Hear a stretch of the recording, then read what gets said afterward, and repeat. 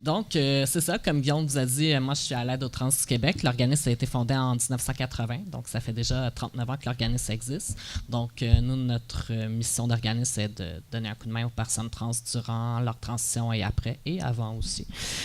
Autant chez les jeunes de 12 à 17 ans que les adultes et jusqu'aux personnes trans aînées. Donc, aujourd'hui, moi je viens vous présenter l'éducation à la sexualité de façon trans-inclusive, parce que c'est un gros volet qui est comme très manquant dans le nouveau programme d'éducation sexuelle. Donc, on va commencer avec des concepts clés. Donc, je vous ai préparé un petit Trans 101. Donc, on va parler, bien que beaucoup d'entre vous connaissez déjà ces termes, pour ceux qui ne les connaissent pas, on va parler de sexe assigné à la naissance. Donc, c'est le sexe qui est attribué à une personne uniquement basé sur les organes génitaux. Oups, excusez, ça c'est ma façon de gérer mon stress, appuyer sur les pitons.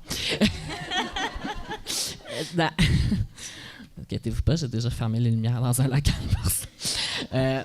On va parler d'identité de genre. C'est lorsque l'identité d'une personne qui est basée sur son ressenti indépendamment de son sexe assigné à la naissance.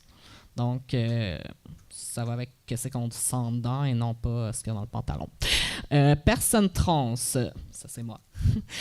Personne dont l'identité de genre, homme, femme, non-binaire ou autre, ne correspond pas au sexe assigné à la naissance, mâle, femelle ou intersexué.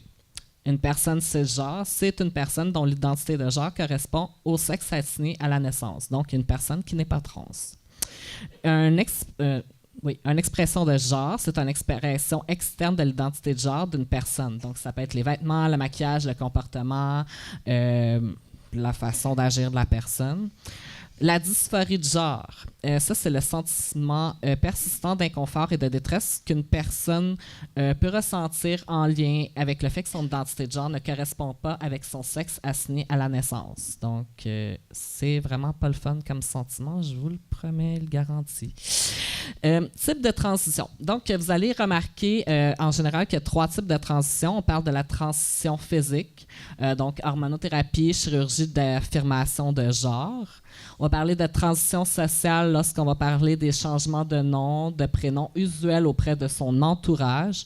Donc, ça se peut que vous ayez des élèves qui vous disent « Ben, moi, j'aime pas le nom qui est écrit sur la liste officielle de l'école, puis j'aimerais que tu m'appelles comme ça. » Ben, c'est correct de l'appeler avec le nom choisi. De toute façon, vous allez diminuer la détresse psychologique de vos étudiants. Ils vont se sentir beaucoup plus dans un milieu trans-safe place.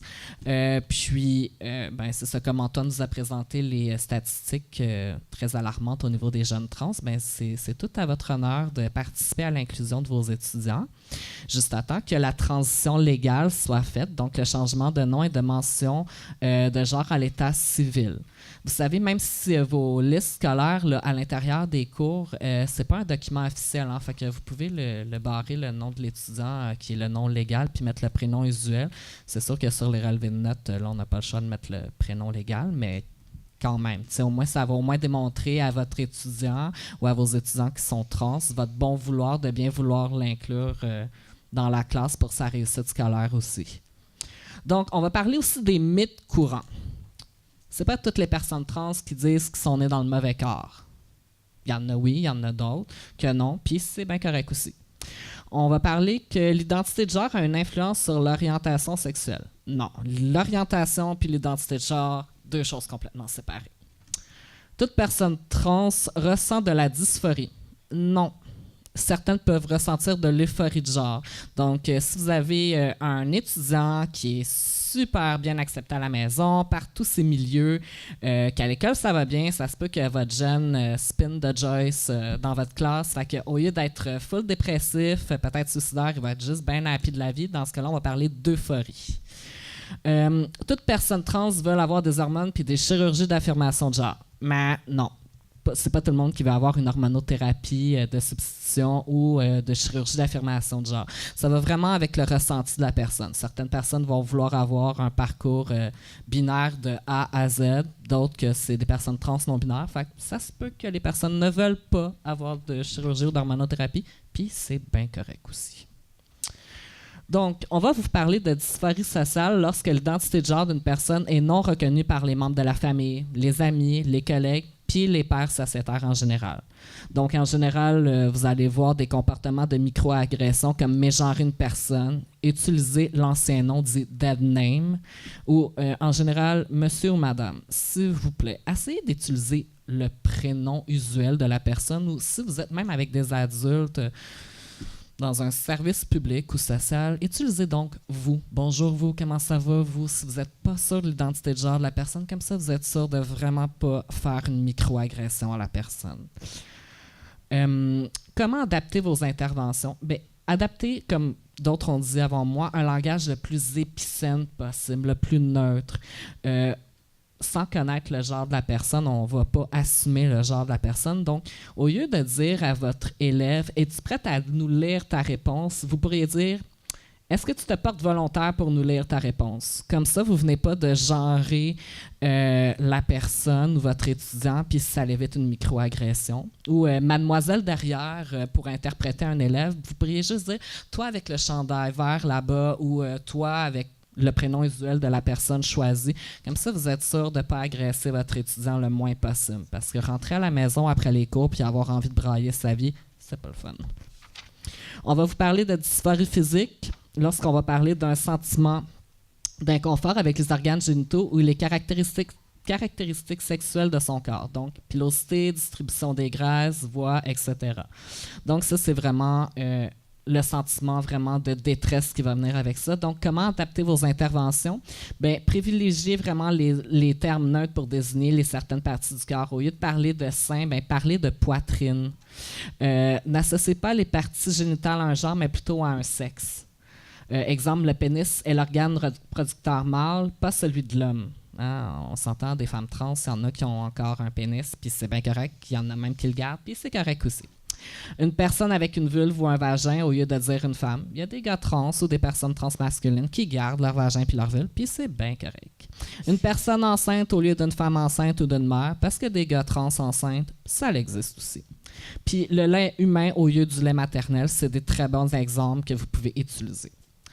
Vous devez comprendre aussi que certaines personnes trans peuvent ressentir un malaise en parlant des changements corporels amenés à la puberté. Hein? Les règles pour les gars trans, là. L'enfer. Soyez vraiment à l'écoute puis surveillez la réaction des membres de votre groupe. Quand vous parlez d'éducation trans-inclusive, sondez vraiment le non-verbal de vos étudiants. Il y en a peut-être que ça va vraiment venir leur faire un trigger parce que peut-être que ça brise des valeurs véhiculées ou de l'éducation véhiculée à la maison, ou sinon ça peut même être juste des étudiants qui ont une dysphorie de genre puis qu'ils ne savent pas justement comment l'exprimer puis qui sont peut-être tout seuls, sans ressources. Donc, soyez vraiment attentifs au non-verbal de vos étudiants. Montrez la diversité des corps et on vous encourage vraiment à montrer plus des dessins ou des animations plutôt que de montrer des photos de corps réels parce que ça peut vraiment venir perturber les étudiants, même nous, des fois, les adultes. Donc, avertissez aussi les élèves avant de mettre la photo d'un dessin ou autre pour ne pas venir genre faire « Ouh! » Ça fesse dans le dash, donc oui, prévenez les étudiants avant, OK? Questions fréquentes des jeunes de la diversité sexuelle. Ça, c'est vraiment des questions qui reviennent encore et encore à l'adolescence qu'on a comme question. On va parler de binding, donc compression de la poitrine. Si des jeunes vous disent « Ah, je vais utiliser les bandes élastiques qu'on utilise pour les entorses ou les foulures de... » Non, c'est vraiment pas sécuritaire. Donc, vraiment préconiser le gilet de compression puis le kitty tape. Pour ceux qui ne savent pas c'est quoi le kitty tape, c'est le tape d'entraînement quand on tape nos muscles ou autre, parce que le gilet de compression pour l'éducation physique, là, non, c'est chaud, ça compresse, c'est gommant avec la sueur, non. Le tucking, c'est la compression des organes des génitaux mâles. Donc, il y a des culottes de compression qui sont faites exprès à cet effet pour ne pas blesser l'organe génitaux. Normalement, ces culottes de compression-là, on les appelle les gaffes. L'accès au bloqueur d'hormones est accessible dès le début de la puberté avec le consentement des parents. À partir de 14 ans, votre jeune est libre de prendre sa décision pour lui-même. Donc, même si ses parents ne veulent pas, le jeune peut demander son bloqueur d'hormones. L'hormonothérapie de substitution est accessible à partir de l'âge de 16 ans et les chirurgies d'affirmation à partir de 18 ans. Vous n'avez vraiment pas besoin d'être un expert sur la question. Juste au moins savoir où ressourcer vos étudiants. Ça va déjà être énorme, puis d'être vraiment compréhensible. ça va déjà faire bien de la job. L'éducation transinclusive dès l'enfance, ben, c'est sûr qu'essayer de briser les rôles et les stéréotypes de genre, hein, bleu puis rose, là, depuis les années 50 seulement au niveau commercial. L'expression de genre, hein, ben, c'est correct de dire qu'un gars peut porter une robe, qu'une fille peut porter un pantalon de travail aussi. Hein. Ça, on s'entend que les femmes ont quand même gagné le droit de porter au pantalon. Fait. Briser les stéréotypes. Les jouets, c'est pas parce que t'es un gars que t'as nécessairement besoin de jouer avec un G.I. Joe, OK? Fait que, on présente les jouets de manière inclusive à tout le monde. Puis, donnez de l'espace aux enfants pour explorer. Hein? Faites pas une crise si jamais vous avez un petit garçon qui vous arrive qui vous dit « Moi, je veux porter une robe. » Yes, so what? Tu vas porter? Go for it. C'est du tissu, hein, by the way. Autre pratique à privilégier, ben, renseignez-vous le plus possible par rapport aux réalités trans pour pouvoir le mieux possible répondre aux questionnements de vos étudiants. Renforcez surtout pas la binarité dans vos animations. Vous savez, en général, les enseignants ont cette bonne façon d'animer de ben, on va mettre les filles d'un bord puis les garçons de l'autre. Non, peu importe le genre, tout le monde ensemble, séparez la classe en deux, puis that's it, that's all, cassez-vous pas le basic. Reprenez les personnes ou vos étudiants qui vont vraiment avoir des propos discriminants, pour pas encourager un comportement justement discriminant, puis de leur dire, mais c'est correct, en ne réagissant pas à leurs propos. Inclure, oui. Désolé, j'essaie de le mettre aux deuxième personne du pluriel, mais ça a comme pas bien fonctionné dans ma bouche. J'ai juste pris un café, hein. Je suis pas comme Antoine, j'ai pas gigué le café aujourd'hui. Donc, inclure des ressources trans inclusives et LGBT qui seront remises aux élèves, ou même dans votre classe, hein, un poster de divers organismes avec des ressources affichées sur le babillard de votre classe. Au moins, c'est accessible à vos élèves, puis ils peuvent prendre les numéros de téléphone en note, puis ils peuvent faire le call par eux-mêmes. Référez toujours au genre plutôt qu'au sexe dans tous les contextes. Donc, on va parler d'une personne, par exemple, homosexuelle qui va ressentir une attirance envers des personnes de même genre qu'elle et non pas de même sexe. Puis on évite de parler de manière binaire, donc on ne va pas parler nécessairement des deux genres qui sont à l'opposé l'un de l'autre parce qu'on sait qu'il y a tout un spectrum.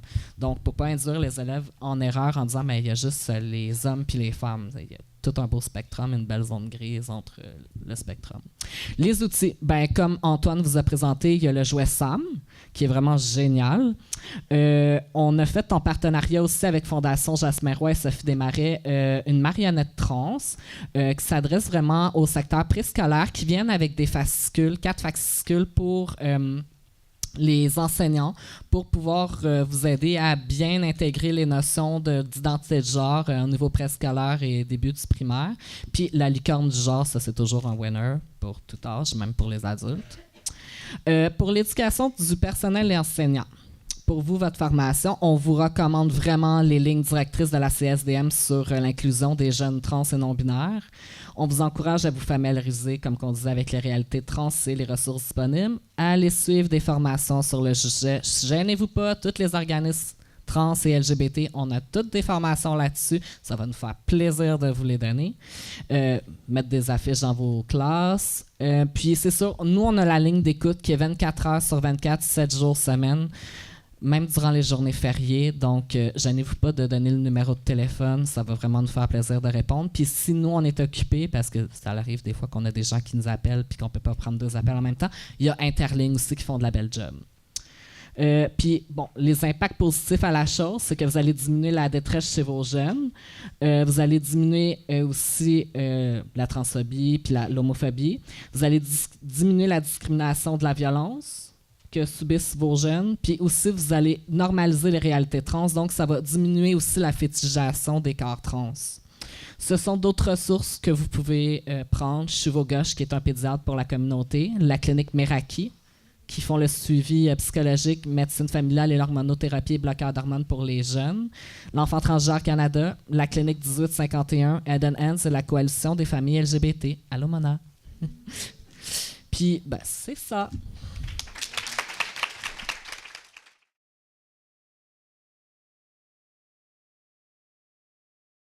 Alors, merci d'être en grand nombre ici, en fait. Donc, c'est ça, mon nom est Nelly, je travaille avec le réseau d'action des femmes handicapées, ou DAWN Canada, qui est DAWN, c'est l'acronyme en anglais, le Disabled Women's Network of Canada. C'est ça, DAWN existe depuis plus de 34 ans et on travaille vraiment, on est une organisation de défense des droits des filles et des femmes en situation de handicap et des filles et des femmes sourdes à travers le Canada. Et je précise spécifiquement et les femmes sourdes parce que beaucoup de personnes dans la communauté sourde ne se considèrent pas en situation de handicap, donc dans le respect de leur identité, on mentionne aussi et les femmes sourdes.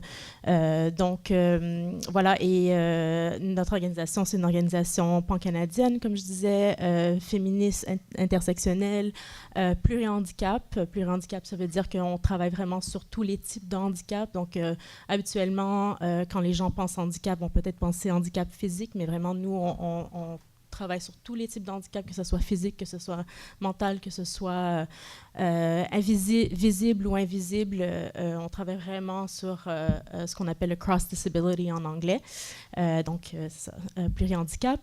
Qu'est-ce que j'allais dire d'autre? Oui, c'est ça. Donc, pour en dire plus sur DAWN, donc la façon qu'on travaille, c'est vraiment, on est sur quatre, si on veut, il y a 4 piliers dans le travail qu'on fait.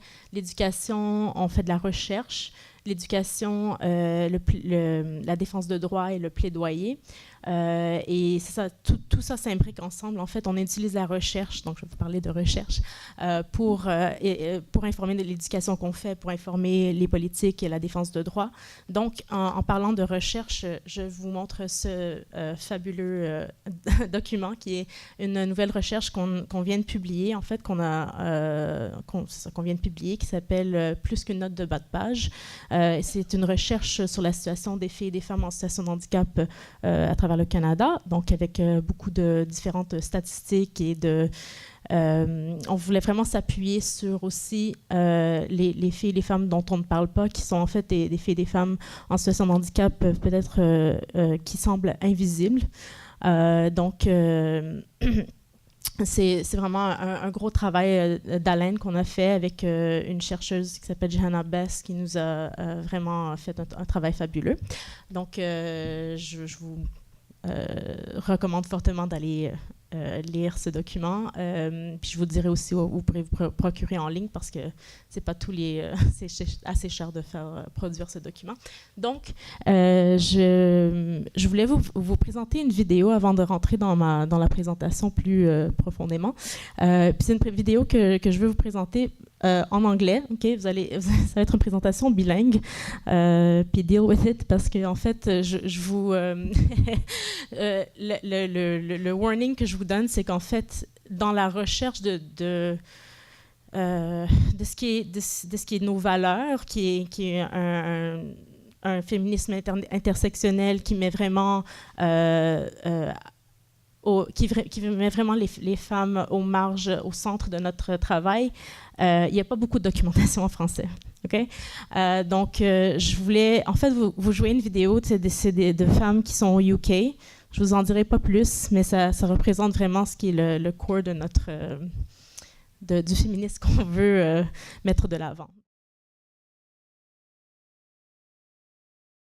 Ces femmes ont parti une chaîne YouTube qui s'appelle Triple Cripples.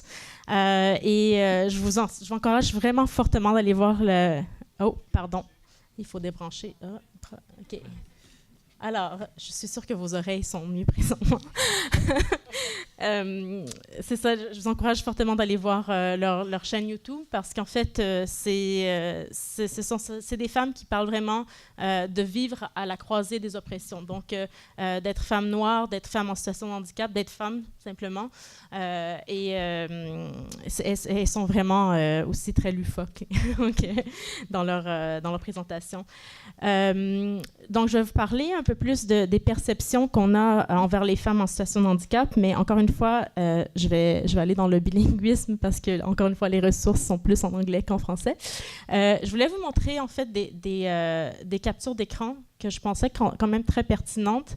Et ça part d'une discussion qu'une fabuleuse, et je vais citer les femmes, en fait, en situation de handicap qui ont parti ces mouvements, qui ont parti ces discussions. Donc, Imani Barberini est une activiste aux États-Unis, une femme noire en situation de handicap, qui a parti une discussion quand même assez intéressante dans les dernières semaines, avec un hashtag sur Twitter. Le hashtag s'appelle Ableds are weird.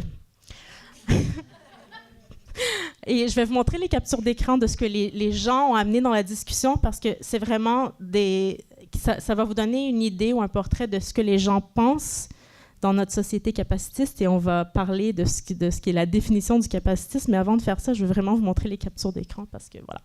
Donc, la première dit « At a grocery store, a woman made a byline to me and with no introduction asked, 'Can you have sex?' It was the first time I've been asked this, so I said flirtatiously, 'Why are you offering?' She literally jumped back in disgust and told me I was gross. Ableds are weird." Oui, sur le tas, là, présentement, oui, si tu veux. Donc, en français, ça donnerait au supermarché, une femme qui m'a dépassé m'a comme rentré en introduction de « Est-ce que tu peux avoir des relations sexuelles? » Et c'était pas la première fois qu'on me demandait cela. Et j'ai dit de façon, disons, flirt, pourquoi est-ce que tu proposes? Donc, elle a littéralement jumpé vers l'arrière de dégoût en me disant que j'étais vraiment comme dégoûtante. Donc, ables are weird. Donc, ceux qui sont capables sont un peu fucked up.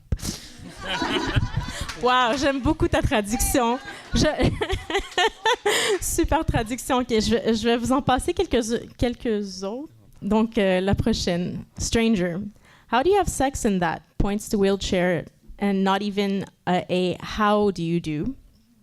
Me. Get out of it and shag on the sofa. Them.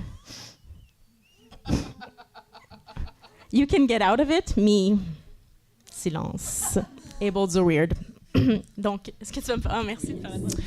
Donc, un étranger demande à quelqu'un « Comment tu fais pour avoir des relations sexuelles en démontrant la chaise roulante à la place de « Bonjour, comment ça va? » Et la personne de répondre « Eh bien, jump dans le sofa, puis ah ouais, qu'on... quack. » Donc, et les gens ont comme fait « What? Tu peux sortir de là en parlant de la chaise roulante? » Et moi, comme fait un « What? »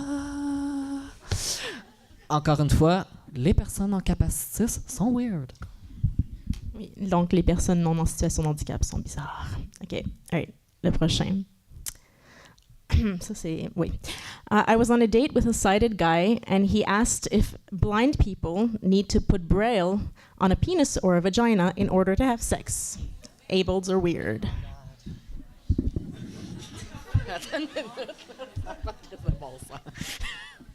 Donc, j'étais à une date, à un rendez-vous, avec un gars qui voit. Donc, on assume que la personne qui parle est non-voyante. Et ce gars me demande si les personnes aveugles doivent mettre le bras sur un pénis ou sur un vagin pour commander une relation sexuelle. Hashtag juste non, fais pas ça, OK? Ça continue. In regard to my cane, you're too young to be disabled. Do you ever beat people with that? How do you have sex if your legs are in pain? Could be worse, at least you can still walk. Fuck! Excusez. Donc, quelqu'un regardant la canne, ben là, t'es ben trop jeune pour être handicapé. Est-ce que t'as déjà battu quelqu'un avec ça? Puis comment tu fais pour avoir des relations sexuelles si tu as des douleurs aux jambes? Ça pourrait être pire, at least. Comme au pire, genre, tu peux marcher. Ouais. OK. Oui. OK. Oui, celle-là.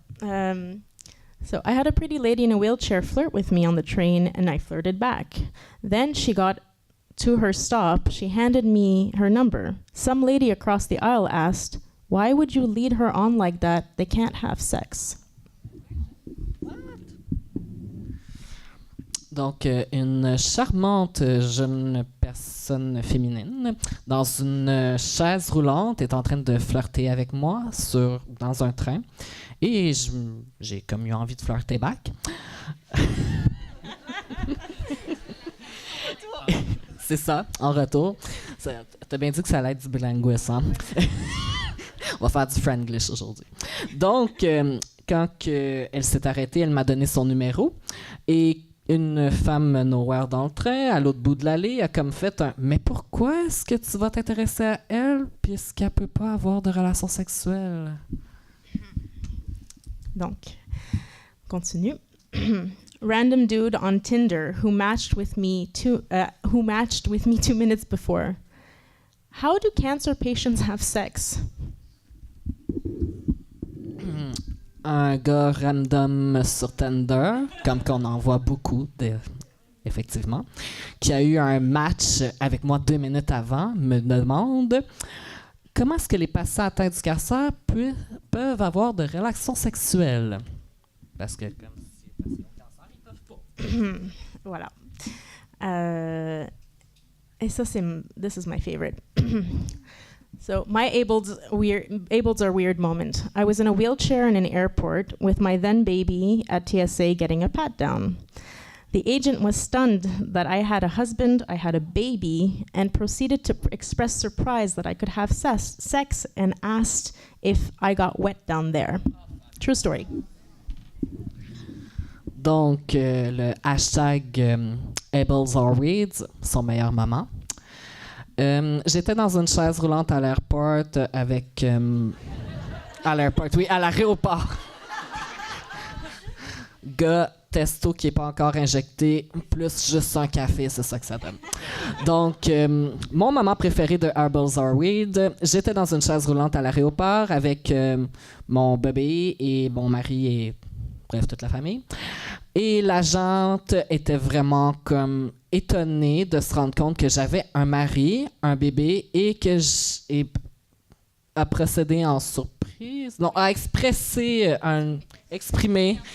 ça, merci, ça fait plaisir, a exprimé de la surprise en me demandant que je pouvais avoir des relations sexuelles et m'a demandé si en plus j'étais mouillée en bas. Donc, oui, c'est ça. Bon, il y en a beaucoup plus. Je vous suggère d'aller sur le hashtag.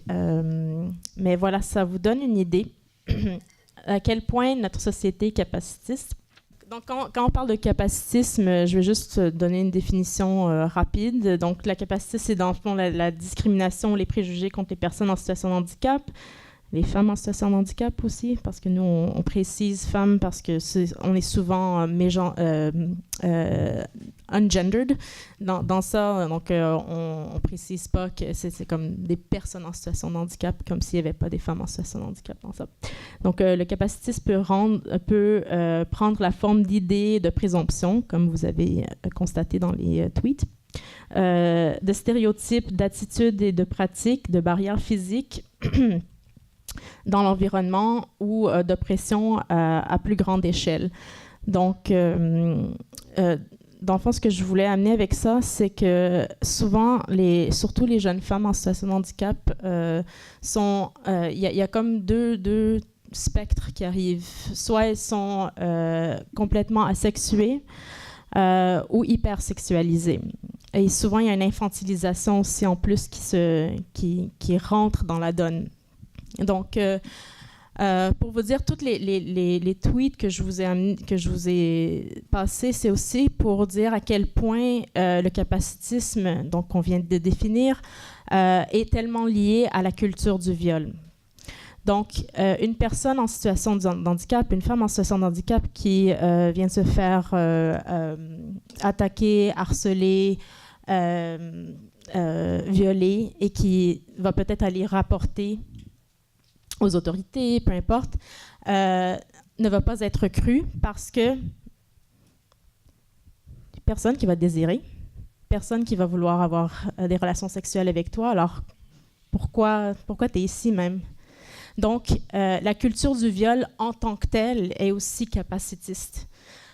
Et c'est important de le mentionner. Puis, si vous voulez en savoir plus aussi, il y a d'autres fabuleux hashtags en ligne, dont un qui est en fait ableist rape culture. Le hashtag, c'est ableist rape culture, puis c'est vraiment une conversation sur à quel point la culture du viol est basée, ancrée dans le capacitisme. Je sais que le temps file, donc je voulais aussi vous parler de nos programmes.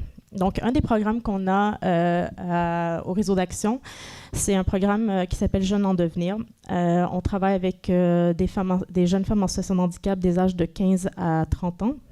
C'est un programme à la base qui est un programme de pré-employabilité. Ce programme-là, c'est fait pour les aider à trouver des emplois. Mais dans la formation qu'on fait, moi, je fais un atelier avec les jeunes femmes sur leur santé sexuelle et reproductive. Donc, ce que je fais dans cet atelier-là, dans le fond, c'est que je pars l'atelier avec leur demandant de décrire ou de définir pour moi qu'est-ce que la santé sexuelle et reproductive pour vous, qu'est-ce que ça veut signifier, qu'est-ce que ça veut dire. Et habituellement, dans ces ateliers-là, ce qui va ressortir comme mot, c'est souvent, il y a des protections, faut savoir comment faire des bébés, ainsi de suite, là. Mais jamais, jamais, jamais, au grand jamais, malheureusement, on va parler de plaisir, on va parler de désir, on va parler de consentement, on va parler de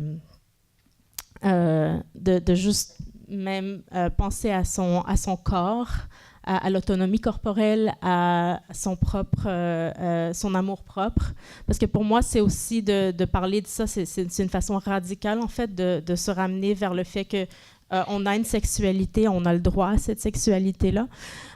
Donc c'est ça. J'avais beaucoup plus de notes, mais je sais que le temps file et que j'ai 1 minute. Donc, je vais un peu conclure en vous parlant de comment, si on parle d'éducation à la sexualité, on peut aussi... Je vous amène tout ça, en fait, parce que si on parle du principe que notre société est capacitiste, ben c'est sûr qu'on va avoir des jeunes femmes qui sont dans la vingtaine, qui sont dans mes ateliers, qui vont jamais avoir vraiment parlé de sexualité. Et ça, c'est un gros problème. Donc, mais des solutions ou des pistes de solutions qu'on peut commencer à penser si on est dans des moments où on peut parler de sexualité avec des jeunes femmes en situation de handicap, des filles en situation de handicap, c'est de penser à une éducation sexuelle qui pense au-delà de juste le sexe pénétratif c'est ça là, très classique. Il y a aussi le fait qu'il faut commencer à changer les mentalités par rapport à ce que ça veut même dire le plaisir, l'éroticisme pour les femmes en situation de handicap. Et ça, c'est important d'en parler aussi. Puis aussi... il faut commencer aussi à penser autrement et changer les idées par rapport à ce que ça veut dire le toucher, la intimacy, comment on dit ça en français? L'intimité, merci. Et qu'il faut en fait parler. Oui, non, ça va. Et qu'il faut en fait avoir un dialogue, qu'il faut parler, qu'il faut communiquer, right? Et ça, c'est pas juste pour les jeunes femmes en situation de handicap, c'est pour tout le monde. Mais juste l'idée d'avoir besoin d'assistance ou de communiquer ses besoins, c'est vraiment doublement important. Et ça, je dirais que c'est un truc qu'on doit toutes et tous faire dans notre société. Et je vais... conclure avec une citation encore en anglais, because, ce que je disais plus tôt. Oui, voilà, exactement.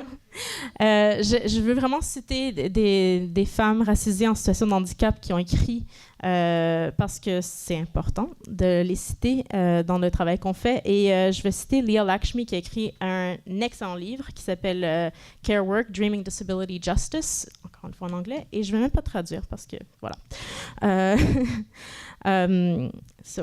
Ça vient d'une partie de son livre qui s'appelle Able People, Time's Up, especially because you will eventually become us.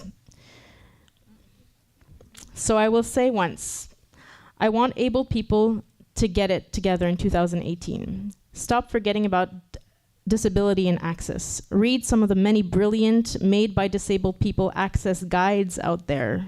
Normalize access and disability. Learn about disabled cultures and history.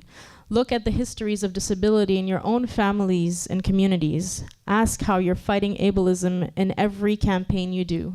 Don't forget about us. Realize you are and will be us. Merci.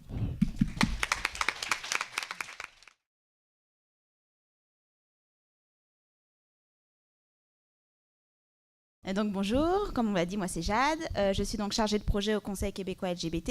Je vais juste prendre quelques minutes pour vous présenter le Conseil. Alors le Conseil québécois LGBT, c'est un regroupement d'organismes LGBTQ+. Donc en gros, on a à peu près 33 membres à date, donc on représente des organismes LGBTQ+, dans tout le Québec. Certains travaillent à Montréal, certains travaillent en région, certains sont hyper spécialisés dans leur public. On travaille spécifiquement avec les lesbiennes, on travaille spécifiquement avec les personnes trans, d'autres sont très multiples dans les... on va dire les causes, les personnes qu'ils touchent et qu'ils représentent. Et donc nous, on est un regroupement, donc on fait de la représentation politique. En gros, on fait du lobbyisme. Voilà, on représente nos membres auprès des politiques, on représente nos membres auprès des médias, et on fait aussi de la recherche. Donc moi, spécifiquement au Conseil québécois LGBT, je suis en charge actuellement du projet pour une formation pour un milieu LGBTQ+ antiraciste. Donc c'est une formation que j'ai créée, que je donne actuellement à tous les organismes LGBT qui en font la demande et qui peuvent la recevoir gratuitement jusqu'au 1er avril, donc jusqu'à lundi. Désolée, je vous coupe tout de suite. Voilà, mais on va essayer de faire peut-être un an ou deux, mais c'est juste pour vous dire, pas la peine de m'écrire, désolée, ça se termine lundi, mais en gros, c'était vraiment... Voilà. Donc, spécifiquement... Lorsqu'on m'a invitée pour être sur ce panel-là, j'avais quelques réserves parce que je disais, j'interviens pas par rapport à l'éducation en sexualité. Mon approche, c'est l'antiracisme dans le milieu LGBTQ+. J'aurais l'impression d'être un peu hors sujet. Puis les personnes que j'ai rencontrées m'ont vraiment dit, non, mais on aimerait justement que tu abordes, parce que dans ma formation, je parle notamment de certaines réalités vis-à-vis de l'imaginaire sexo-affectif qui touche les personnes racisées. Et on m'a demandé d'apporter cet angle un peu intersectionnel pour lancer des discussions, pour lancer peut-être une manière d'aborder l'enjeu à l'éducation à la sexualité auquel on ne pense pas forcément de manière automatique. C'est-à-dire qu'on a tendance souvent, et j'ai adoré ta présentation, on a souvent tendance à aborder la sexualité de manière à ce qu'elle soit dans une espèce de vacuum, comme détachée de toute condition socio-économique, l'impact justement du racisme sur la sexualité. Et on m'a demandé justement de venir pour en parler. Je parle très vite naturellement et je parle encore plus vite quand je suis nerveuse, donc levez la main si je parle trop vite pour vous, je vais ralentir. Mais en gros, notamment lors de ma formation, et comme je n'ai que 15 minutes, on va devoir aller extrêmement vite, j'aborde notamment le fétichisme. Il faut savoir qu'à la base, la formation, je l'ai créée suite à un rapport qu'on m'a payé pour rédiger, qui était sur le racisme systémique au sein du milieu LGBTQ+. Donc c'est un rapport qui est majoritairement composé de témoignages. J'ai rencontré des personnes racisées LGBTQ+, pour leur demander notamment des témoignages par rapport à leurs conditions de vie, mais également s'ils se sentaient représentés par les organismes LGBTQ+, et ce que les organismes devraient faire de mieux pour pouvoir mieux les représenter justement. Et parmi tous les témoignages que j'ai eus, j'ai rencontré 25 personnes. C'est ça. À force de le dire, je finis par oublier. Mais j'ai rencontré 25 personnes, et les 25 personnes que j'ai rencontrées avaient toutes les personnes que j'ai rencontrées, des anecdotes sur le fétichisme. Donc le fait qu'en tant que personne racisée, Yael subissait le fétichisme lorsque Yael essayait d'avoir des relations sexo-affectives. Et l'exemple le plus probant, notamment, c'est les applications de rencontres. Hein. C'est probablement l'exemple le plus flashy, on va dire. C'est extrêmement violent. Et au sein de la communauté LGBTQ+, parce que c'est ma spécialité, donc c'est ça dont je vais un peu plus parler, ça en est même devenu quelque chose de considéré comme banal. Comme si ça fait partie du game. On sait que les applications de rencontres sont violentes. Ça fait partie un peu du jeu. C'est quelque chose qui est quand même très peu, pour le moment en tout cas, abordé lorsqu'on parle à des plus jeunes de la manière dont les applications de rencontres, lorsqu'on parle de, notamment, ce qui m'a beaucoup été rapporté, c'est le fameux parapluie des préférences. Donc c'est un parapluie qui est assez facile pour avoir des discours extrêmement violents et discriminants. Ben, moi, je préfère tel genre de personne. Et sous ce parapluie-là, on a une approche de la drague qui se fait par la discrimination. Et c'est extrêmement banalisé, c'est pas discuté, on n'en aborde pas notamment sur en quoi c'est extrêmement problématique et en quoi ça rentre dans une culture de la banalisation de la violence et de la discrimination dans l'approche avec l'autre. Okay ? Donc comme j'ai dit, j'ai eu énormément de témoignages là-dessus. par rapport au fétichisme, j'ai énormément de témoignages également sur la manière dont, et il faut bien comprendre que les personnes racisées, le type de stéréotype qu'on va supporter, qu'on va, on va dire, encaisser, qu'on va nous balancer constamment la tête, va avoir un impact sur la manière dont on navigue la société et va avoir un impact sur la manière dont on va se représenter.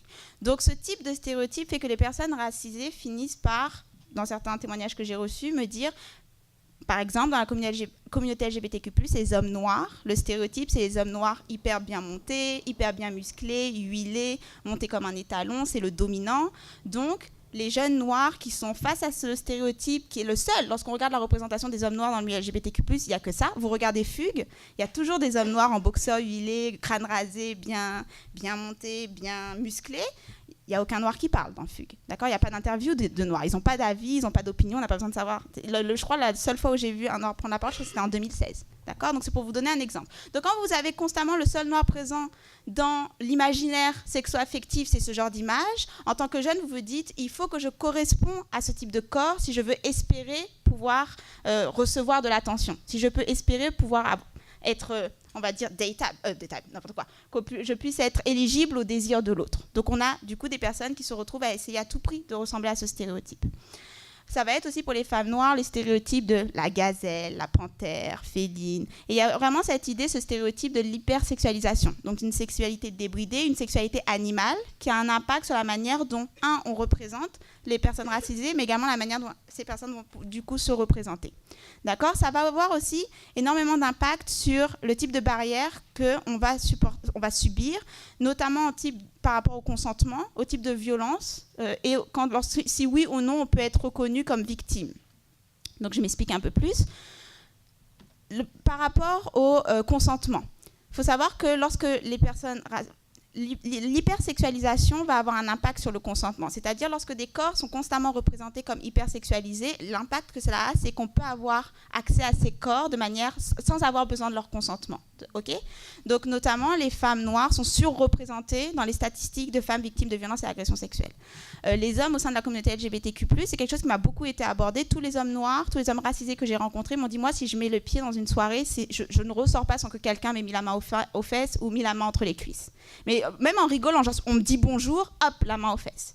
Et c'est quelque chose qui est banalisé, on rigole, et ça va et tout, la main aux fesses. Donc c'est vraiment quelque chose qui est, ton corps est un objet sexuel. Donc j'y ai accès. Et ça a un impact sur la manière dont on va toucher ou pas certains corps. Malgré le fait que les femmes noires, par exemple, sont surreprésentées dans les statistiques malheureusement de victimes de violences et agressions sexuelles, ce sont des personnes qui sont également surreprésentées dans les statistiques de celles qui reçoivent le moins de services d'accompagnement et d'aide par rapport aux violences et agressions sexuelles. Un exemple, par exemple, Montréal-Nord n'a pas de Calax. Et malgré tout le travail pour ouvrir un Calax à Montréal-Nord, c'est régulièrement bloqué. Et je ne rentrerai pas dans les détails, mais voilà. Donc, c'est une réalité. Mais on connaît les statistiques et pourtant, c'est une population qu'on maintient en fait finalement dans un silo de risque. En plus, ce sont les personnes qui, on le sait, sont régulièrement non crues. C'est-à-dire qu'il y a les stéréotypes qui autour des... Oh, je vais plus vite que mon PowerPoint. Les stéréotypes qui entourent les femmes noires, il y en a plusieurs, je vous conseille les travaux de Patricia Hill Collins pour comprendre les stéréotypes qui touchent spécifiquement la féminité noire et Stuart Hall pour les stéréotypes qui touchent spécifiquement la masculinité noire. Mais pour les stéréotypes qui touchent spécifiquement la féminité noire, entre autres, il y a le stéréotype, comme j'ai dit, de la Jézabel, donc de l'hypersexualité, mais il y a aussi le stéréotype de l'angry black woman. Donc la femme noire constamment en colère, la femme noire constamment en train de parler, qui parle trop fort, la femme noire qui ne laisse pas l'homme noir occuper sa place d'homme noir au sein de la famille, dans le stéréotype hyper hétéronormatif, binaire, genré. Et ce stéréotype-là fait que les femmes noires ne sont pas crues en tant que victimes, parce qu'il faut bien comprendre que lorsqu'on parle de masculinité et de féminité, on parle de masculinité et de féminité hégémonique. Et notamment la féminité, telle qu'on la représente de manière idéale, telle que la société a prévu la féminité, donc une féminité qui est associée à quelque chose de faible, la victime, il faut la protéger, la féminité pure, idéale, etc. C'est une féminité qui est blanche. Donc c'est une féminité qui s'est construite en opposition avec d'autres féminités. Les femmes noires ne sont pas considérées dans cette féminité idéale. Et donc les femmes noires ne sont pas considérées comme victimes. Parce que les femmes noires ne sont pas faibles, ne sont pas des victimes que l'on va protéger. Et cela date depuis la période d'esclavagisme, parce qu'il fallait expliquer pourquoi les femmes blanches pouvaient rester à la maison, s'en occuper, les femmes noires, on les mettait dans les champs. d'accord ? Parce qu'elle pouvait faire le travail des esclaves noirs, des hommes noirs. Je sais que c'est dark, je suis allée très vite, mais c'est pour comprendre que c'est une idéologie qui est enracinée dans nos sociétés, dans nos discours, et qui a un impact sur la manière dont on perçoit certaines victimes, comme victimes ou pas. Donc, notamment, la Jézabel, c'est un des stéréotypes, c'est cette idée de femme noire qui a une sexualité débridée. C'est aussi un stéréotype qui nous vient depuis la période de l'esclavage. Parce que je le rappelle, une femme noire qui avait des enfants, ça augmente la richesse de ses maîtres et maîtresses parce que ça fait des esclaves qu'on peut vendre, qu'on peut garder, etc. Je le rappelle, le Québec a eu l'esclavage. Donc, mais c'est une réalité qui a un impact. Et du coup, après la période de l'esclavage, il y a eu la ségrégation. Après cette période-là, les femmes noires, cette fameuse sexualité animale, va leur être reproché, donc on le voit dans toutes les politiques publiques, notamment de contrôle des corps, de contrôle de la contraception. On a beau vouloir dans certains pays avoir une natalité qui augmente, on ne veut pas n'importe quelle natalité. Les femmes noires, les femmes immigrantes, les femmes pauvres, les femmes racisées, on critique le fait qu'elles aient trop d'enfants. On veut que leur natalité diminue constamment, d'accord ? Donc ça a un impact également au niveau de l'éducation à la sexualité. Pourquoi je dis tout ça ? C'est parce que souvent, lorsqu'on fait de l'éducation à la sexualité, c'est beaucoup une éducation qui se base sur des injonctions, ce qui est correct, mais des injonctions, par exemple, à la sécurité, au consentement, conscience de soi, conscience du consentement de l'autre, etc. Il faut faire attention au fait que ces injonctions-là doivent être suivies d'une conscientisation des conditions socio-économiques des personnes avec qui vous parlez sur est-ce qu'ils auront les outils pour mettre en place ces injonctions. Parce que, par exemple, avoir une sexualité qui est safe, c'est souvent une sexualité qui, du coup, va être en lien avec l'institution médicale. Parce que par exemple, il faut faire attention, il faut surveiller sa santé. Il y a certains examens qu'on recommande de faire, notamment pour les femmes à partir de certains âges, vérifier chez votre gynécologue, etc., etc. Tout ce qui est en lien avec l'institution médicale est extrêmement problématique pour les personnes racisées, et notamment les personnes noires, qui sont victimes de discrimination au sein des institutions médicales. Donc des injonctions à avoir une surveillance par rapport à l'institution médicale pour des personnes noires, par exemple, qui sont surreprésentées dans ces discriminations, qui sont surreprésentées dans le fait de recevoir des mauvais traitements par l'institution médicale. Quand l'institution médicale accepte de les suivre, c'est problématique. De même que certaines injonctions qui ne prennent pas en compte les stéréotypes liés à certaines masculinités et féminités ne vont pas fonctionner pour certaines communautés. Ça ne va juste pas faire sens parce que ce n'est pas leur réalité. Ce n'est pas la réalité qui est attendue d'eux et ce n'est pas la féminité ou la masculinité qui est attendue d'eux du reste de la société. Donc comment on fait dans une éducation à la sexualité ? Et je ne suis pas experte dans l'enjeu, donc c'est pour ça que je vous donne juste des petites réflexions là-dessus. Moi, j'ai levé les mains, j'étais très contente quand j'ai entendu quelqu'un dire colonisation. J'étais yeah, parce que oui, il faut prendre en compte le contexte colonial. Lorsqu'on parle de sexualité, c'est extrêmement important. Donc c'est le genre d'angle qu'il faut avoir parce que parfois, il ne s'agit juste pas, entre guillemets, c'est important, bien sûr, de diversifier les modèles qu'on présente aux enfants, mais parfois, ça ne s'arrête pas juste à ça. OK ? Est-ce que j'ai dépassé ou ça va ? Non, c'est juste 12 minutes. OK. Alors, du coup, j'avais beaucoup de choses à dire. Ah oui, par rapport, parce que j'ai beaucoup dit par rapport aux personnes racisées, pour revenir aux personnes racisées LGBTQ+, aussi, au Conseil québécois LGBT, on a un volet sur les violences et agressions sexuelles. Donc, le Conseil essaye notamment de travailler par certains projets sur lesquels je ne travaille pas, parce que je travaille déjà sur le racisme, je n'ai pas non plus faire violence et agression sexuelle, ça fait beaucoup. Mais de temps en temps, je donne des conseils où je fais de la relecture. Mais en gros, du coup, au Conseil, on essaye d'aborder le fait que lorsqu'on parle des violences et agressions sexuelles, souvent, c'est dans un cadre hétéronormatif, c'est dans un cadre binaire, c'est les statistiques, les hommes sont surreprésentés dans les agressions envers les femmes, dans des couples hétéros, etc. Et du coup, ce que ça fait, c'est que ça invisibilise les violences et agressions sexuelles qui existent, à caractère sexuel, qui existent au sein de la communauté LGBTQ+. Par exemple, deux femmes, il y a des violences dans un couple de deux femmes, d'accord ? Un trouble, il peut y avoir des violences parmi les trois personnes. Mais c'est extrêmement difficile de faire reconnaître ces réalités-là dans un discours qui a normalisé l'idée que c'est un homme cis qui agresse une femme cis au sein d'un couple hétéronormatif. Même dans notre langage, par exemple, lorsqu'on parle de deux femmes qui se battent, on va dire « cats fight ». Donc c'est marrant, c'est deux femmes qui se battent, c'est même pas dans nos imaginaires, ce n'est même pas représenté avec la gravité que cela devrait être de deux femmes qui se battent, c'est de la violence. Donc au niveau du Conseil, ils essayent de faire reconnaître cela. Et c'est aussi important de comprendre que le fait d'être au sein de la communauté LGBTQ+, ça va aussi avoir un impact sur le type de violence et d'oppression et de barrières que cela peut créer. Donc, par exemple, une des spécificités qu'on s'est rendu compte, c'est qu'au niveau du dévoilement, c'est que les jeunes LGBTQ+, parmi les pressions qui existent au dévoilement des violences, par exemple, ça va être de dire si tu racontes ce qui s'est passé, moi je te out. Parce que souvent, ce qui se passe, ces jeunes ne sont pas forcément out partout. Donc, ça peut devenir, pour la personne qui agresse, une manière de maintenir la pression et le silence. Ça peut aussi, la personne n'a même pas à dire si tu le racontes, je te out, c'est juste que leur cercle d'amis ou de famille qui sont au courant qui sont LGBTQ+, est tellement petit qu'en essayant d'aborder cette violence-là, il perdrait tous ses amis. Parce que tous ses amis sont aussi les amis de son compagnon, de sa compagne, de ses partenaires, par exemple. Donc ça rend... Il y a des barrières supplémentaires au dévoilement. Autre barrière aussi, c'est le lien avec les institutions, bien sûr, policières et les institutions judiciaires, quand vous êtes une personne racisée, ce qui est tout un autre volet. Ce qui veut dire que lorsqu'on essaye d'avoir une approche, ça va être une approche par la justice transformative ou la justice restaurative. Parce que, on ne va pas rentrer dans les détails, mais la SPVM. 5 minutes, je refuse cette information. Non, je fais ça. Voilà. Autre chose... Pardon ? Oh, pardon. Merci.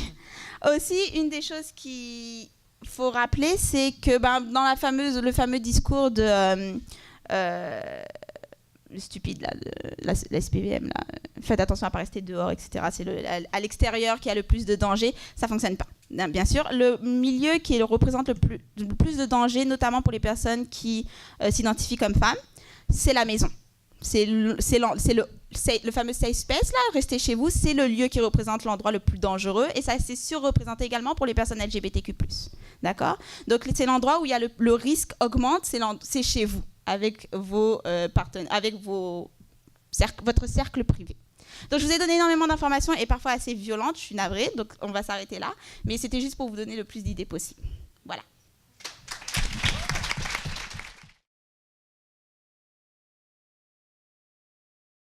Donc, si ça vous tente de faire du pouce un peu plus sur les applications de dating en perspective des violences sexuelles, c'est quoi les enjeux, c'est quoi les défis, c'est quoi les témoignages qu'il y a. C'est un gros morceau, mais je le mets là. Quelque chose qui revient souvent par rapport aux personnes racisées, aux personnes trans, aux personnes en situation de handicap, c'est à la fois un phénomène de désexualisation ou de rejet et de fétichisation. Et je me demandais si vous aviez des réflexions sur comment est-ce qu'on peut réagir, comment est-ce qu'on peut faire face à ces enjeux-là en éducation sexuelle. En ce qui concerne les applications de dating, pour les personnes trans, c'est vraiment juste horrible. Bon, le 3/4 du temps, que peu importe c'est qui vous fait un woof ou un « Hey, salut, on a un match », peu importe l'application d'ailleurs, le monde ne sont juste pas éduqués sur les réalités trans. Fait qu'on se retrouve avec des questions de « T'es-tu opéré? » C'est même pas « Bonjour, comment ça va? » C'est « T'es-tu opéré? » Salut, avant d'être quelqu'un qui a peut-être ou non subi une chirurgie, ça serait le fun que les gens s'intéressent à « Je suis un humain en arrière de tout ça. » Donc, un « Bonjour, comment ça va? » serait apprécié. Autre chose qu'on nous mentionne souvent aussi à la TQ au niveau des applications de dating, à part des chirurgies, c'est les gens justement, comme que je disais tantôt, au niveau des mythes qu'on parlait, c'est comme toutes les personnes veulent avoir des chirurgies, c'est comme ben là, si t'as pas une chirurgie, non, on s'intéresse pas à toi, puis t'as-tu une chirurgie, t'es-tu hormoné, t'es un gars, t'as-tu gardé ton vagin, t'as-tu pas gardé ton vagin, t'es une femme, excuse-moi, non, je peux pas dater une femme trans parce que tu sais, dans ma tête, t'es un homme avant, fait que c'est que ça. Fait que, tu sais, comme les personnes trans qui vont sur des applications de dating pour essayer d'avoir comme une rencontre, ne serait-ce que de se faire des nouveaux amis pour commencer, puis peut-être trouver une ou le partenaire possible, c'est comme pas vraiment évident ou même possible parce que on dirait que les gens relaient les personnes trans au premier bord à chirurgie. Fétichisation des corps, c'est comme « Ah, t'es une fille trans, ah man, regarde, je vais tellement... » Mais là, on va rester poli, là. Genre, je vais pas vous donner les détails qui viennent avec, mais on peut se faire une idée de... C'est tout de suite genre « Oh my God, j'ai toujours rêvé de sortir avec une fille trans juste pour essayer. » On n'est pas un essai-erreur, hein? C'est comme... Ça arrive souvent. Donc, c'est vraiment une grosse problématique. Non seulement le stéréotype que le corps trans sont des corps fétichisés, mais en plus, l'ignorance des gens, de la façon dont que les gens nous abordent, c'est comme des fois, tu te dis, OK, est-ce que je ferme mon cellulaire ou je le garoche dans le mur, ou est-ce que je date la personne juste pour y faire un... T'avais où ta claque à la gueule? Mais ça ressemble à ça. Puis, ben, c'est ça. Au niveau de la fétichisation des corps, du moins pour les corps trans, ben, mais je pense que c'est d'éduquer les gens. Hein. C'est, pour répondre à la question de la personne tantôt, c'est vraiment d'éduquer les gens là, parce que puis c'est juste plate à faire tout le temps quand ça te tente peut-être pas aujourd'hui d'éduquer des gens parce que tu es peut-être rendu à ta 40e question de la journée de « Hey, by the way! » Non, à m'amener, j'aimerais juste prendre mon café puis étudier tranquille. T'sais. Puis ça, c'est pour la majorité des personnes trans. Donc, je ne sais pas si mes collègues ont d'autres choses à mentionner ou du moins sur leur réalité. Alors, pour les applications de rencontre, je sais que Grindr a essayé une version qui s'appelle Kinder. Ils essayent. Guys, ils essayent. Mais il faut vraiment comprendre que les applications fonctionnent comme les réseaux sociaux. Donc, à un moment donné, il faut aussi, je pense que ça passe par l'éducation, je suis vraiment d'accord là-dessus, éduquer les gens. Ça passe aussi par les applications de rencontre, comme tous les réseaux sociaux, ils ont une responsabilité dans la manière dont ils proposent leurs services. Donc, il devrait y avoir des pressions sur si vous avez, parce que soi-disant, vous consentez à suivre la valeur nanani quand vous rentrez dans une application de rencontre, faire des pressions pour que ce soit des services qui aient un management, qui gèrent une gestion et un processus de plainte. Parce que pour pouvoir évacuer les problèmes. Donc, je pense que ça passe aussi par des pressions comme ça, tout comme on fait pression sur Facebook pour les groupes suprémacistes blancs et ça a fini par passer. J'ai dévié. Mais en gros, oui, je pense que les applications de rencontre ont également une responsabilité là-dessus, mais ça passe aussi pour la manière en tant que société. Quand je dis le parapluie de la préférence qui est devenu ce parapluie de la discrimination, c'est un vrai problème. Je pense qu'on ne discute pas assez avec les jeunes lorsqu'on parle de sexualité. On ne discute pas assez, par exemple, de la drague, du côté positif, de comment on aborde quelqu'un, de comment on veut flirter et qu'il y ait des choses que ça ne se dit pas. Mais pas seulement avec les jeunes, avec les adultes aussi. Je veux dire, je travaille avec des organismes LGBTQ+, qui cherchent tout le temps des idées d'activités chaque année. J'en ai jamais vu un qui fasse une activité sur « Et si on parlait un peu des applications de rencontre de la manière dont c'est vraiment pas correct en ce moment ?» Ça pourrait être un sujet d'activité qui reviendrait de temps en temps, et je suis plus sûre que ce serait intéressant. Et pour la deuxième question, faire face au fétichisme, au racisme et au hypersexualisation. C'est une grosse question. Cramer toute la société, recommencer. Non, je plaisante. Mais il y a des jours comme ça où je me dis c'est la seule solution. Ah oui, c'est... Ok. En fait, c'est que ça touche à... Parce qu'on a une manière d'aborder les enjeux sociaux qui se font par angle unique. Et je pense qu'on devrait... qui se fait par angle unique, avec on va gérer chaque angle les uns après les autres, où on fait une espèce de hiérarchisation. Je pense qu'on devrait avoir des approches qui soient plus holistiques. Donc des approches qui soient anti-oppressives, plutôt que anti-racisme, anti-sexisme, anti-patriarcat. Ça ne marche pas parce que, pour plein d'autres raisons, et je vais partir en mode court sinon, mais il devrait y avoir des approches qui soient plus holistiques, donc une approche qui soit plus prendre en compte les oppressions de manière globale et comment on lutte de manière globale face à ces oppressions. Ce qui, je pense, aiderait du coup à tacler ces enjeux-là à leurs racines. Parce que quand on regarde fétichisation, racisme, tout ça, c'est la même racine de gestion, non. La même racine de discrimination envers l'autre.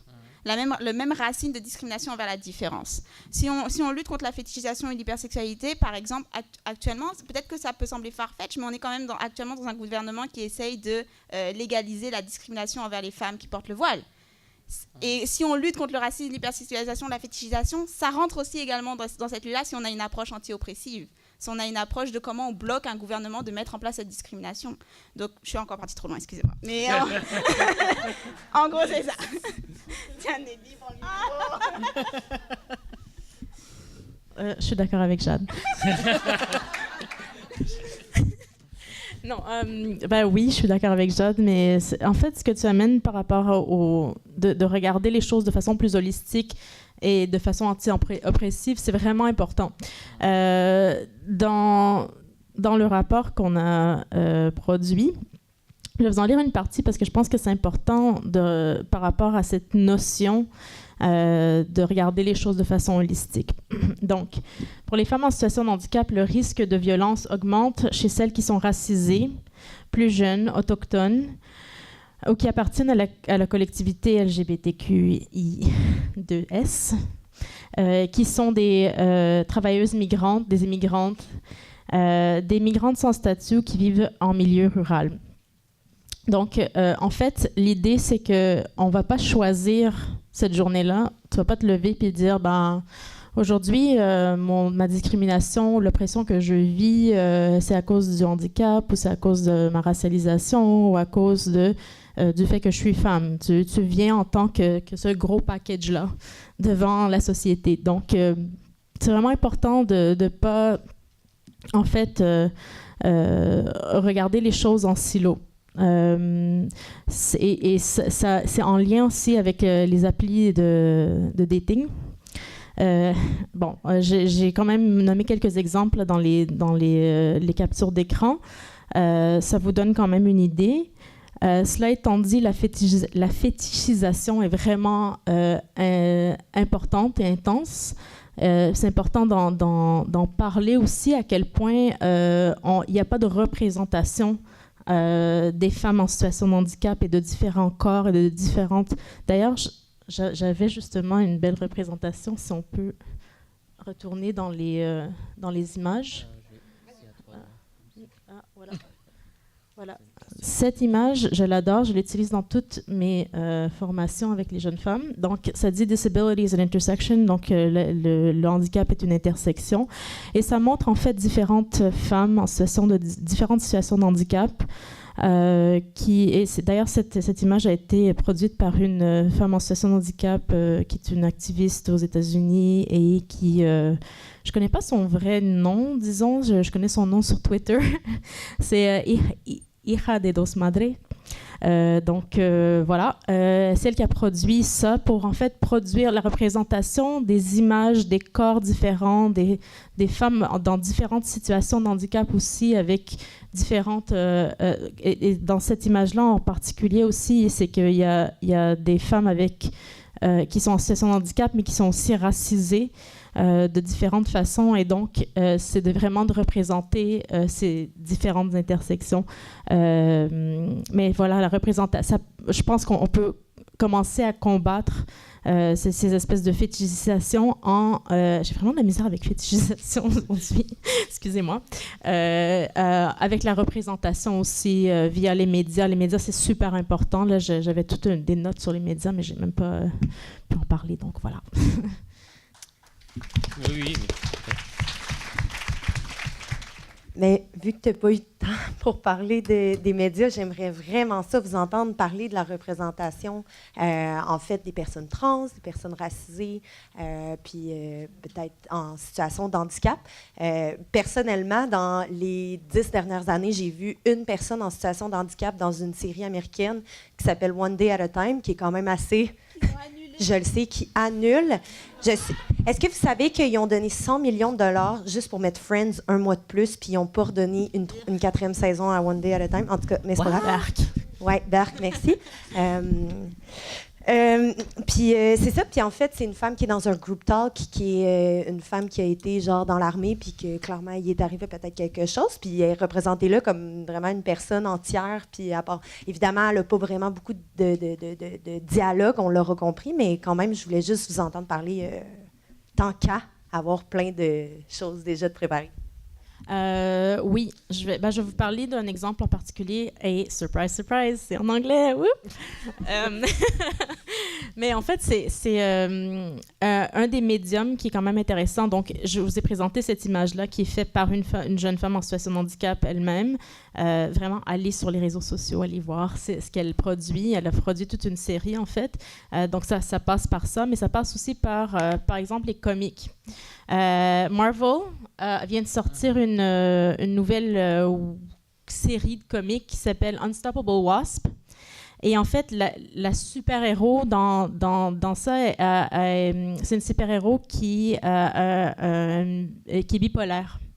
Donc, voilà, quand on parle de différentes situations de handicap aussi, c'est pas juste de toujours représenter, pas que les personnes ou femmes en situation de handicap physique sont pas importantes. Of course, elles sont super importantes, mais que de représenter une diversité, une pluralité, en fait, de situation de handicap. Donc, dans celle-ci, ce qui est super, ça s'appelle The Unstoppable Wasp.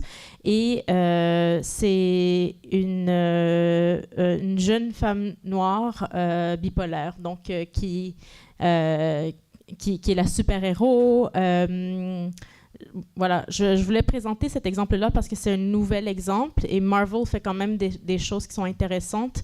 Puis surtout pour aller rejoindre les jeunes, quand on parle aussi d'éducation, je pense que c'est vraiment important de passer par ce qui est comics, ce qui est aussi des choses qui sont produites par et pour. Hein. Un autre exemple que j'aurais, mais qui est en fait...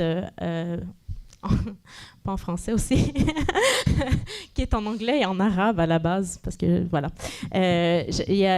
Si on veut aussi représenter différents types de corps et de représentation, il y a j'oublie le nom, parce que je suis vraiment mauvaise avec les noms, ça c'est un truc. Mais c'est une jeune femme, en fait, en Égypte, qui a produit un comic avec une super-héroïne qui est en hijab. Donc, je pense que c'est vraiment important aussi d'avoir la diversité, non seulement des situations de handicap, mais de la racialisation avec la situation de handicap et ainsi de suite. Je ne sais pas pourquoi j'ai mentionné elle, c'est pas vraiment une situation de handicap, mais en tout cas, voilà. Oui. Merci. Non, j'en ai un, ils m'en ont donné un, c'est ça. Ils ont eu du budget. Mais bon, pour répondre à ta question au niveau des médias, ben c'est sûr que moi aussi, je suis du même avis que ma collègue au niveau que pour les jeunes, c'est toujours bien de passer par les dessins animés. Je sais qu'au côté américain, il y a un dessin animé qui s'appelle Les Gemmes en français. Bref, il y a un personnage qui est trans dedans, puis c'est vraiment génial pour ça, parce que justement, même j'ai des amis trans de la communauté qui sont adultes, qui écoutent la série, qui vraiment est bien fait. Puis la personne est neutre, donc c'est un bon outil.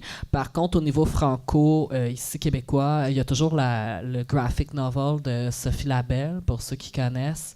On peut pas, c'est un incontournable, mais sinon, je trouve que la représentation des personnes trans dans les médias est vraiment poche. Non, sans compter, juste au niveau québécois, tu sais, on a vu un personnage trans dans Unité 9 joué par, surprise, pas une femme trans, alors qu'il y a plein d'actrices trans dans la communauté. En plus qu'on a véhiculé un stéréotype sur les dilatateurs qui était comme juste awkward. Fait que ça, c'était vraiment juste non. Si on prend la série Je suis trans, ok, c'est super le fun d'avoir une série documentaire, mais encore là, on vend du rêve.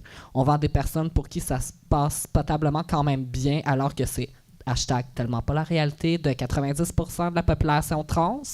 Donc, je pense qu'on a comme vraiment un gros problème au niveau des médias québécois. Oui, c'est le fun de vouloir vendre du rêve pour que les gens s'y intéressent, mais faites pas de transface, first of all, tu sais, comme vous avez des rôles trans à faire jouer, ben, demandez à des personnes trans qui sont en théâtre, qui sont des acteurs et des actrices, il y a de la job pour eux, ben, donnez-leur donc ce job-là, puis arrêtez de vendre du rêve. Juste ça, de montrer le vrai visage de la détresse trans pour que les gens aient une idée de qu'est-ce que ça fait de mégenrer quelqu'un.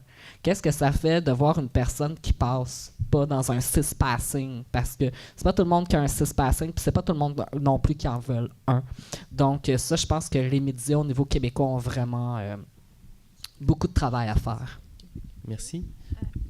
Je vais juste rajouter un truc par rapport à la représentation dans les films aussi. Malheureusement, il y a vraiment beaucoup de personnages qui sont joués par des personnes qui ne sont pas en situation de handicap pour représenter une personne en situation de handicap. Et d'ailleurs, Hollywood a vraiment beaucoup été called out pour ça. D'ailleurs, si vous voulez voir les critiques que des personnes en situation de handicap ont fait des films qui sont sortis là, récemment, où il y a des personnages des personnages en situation de handicap qui sont joués par une personne qui n'est pas en situation de handicap, allez suivre encore une fois Imani Barbarin. Écrit des textes fantastiques et a un blog en fait qui s'appelle Spices and Crutches. Voilà. Et désolée, je vous donne encore quelques références, mais comme on a cité One Day at a Time, qui est une très belle série qui a été annulée, mais il y a Steven Universe aussi. Ouais, voilà. On va y arriver. Il y a Pause.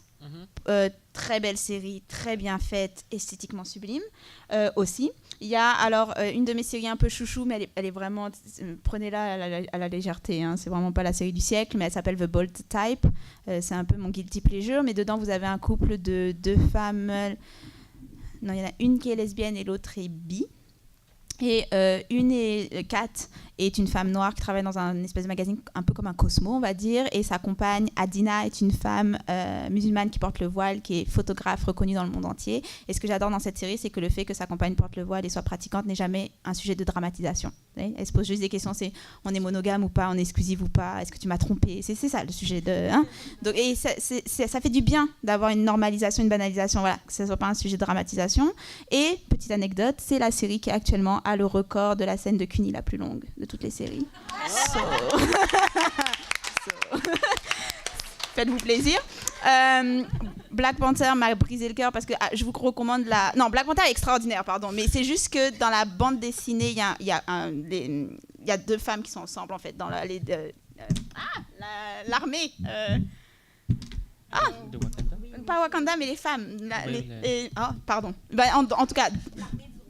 Oui, l'armée du roi, elles ont un nom. Doré Milaro. Pardon. En tout cas, il y a deux femmes noires qui sont en couple et c'est vraiment important dans la bande dessinée. Il y a tout un arc et ils l'ont enlevé dans le film. Voilà, Marvel a dit on va pas aller aussi loin que ça, donc ils l'ont enlevé. Ils disaient la bande dessinée en plus et je pense que je vous ai donné toutes les séries que j'avais citées. C'est bon. Merci, c'est tout le temps qu'on avait, donc merci encore aux panélistes.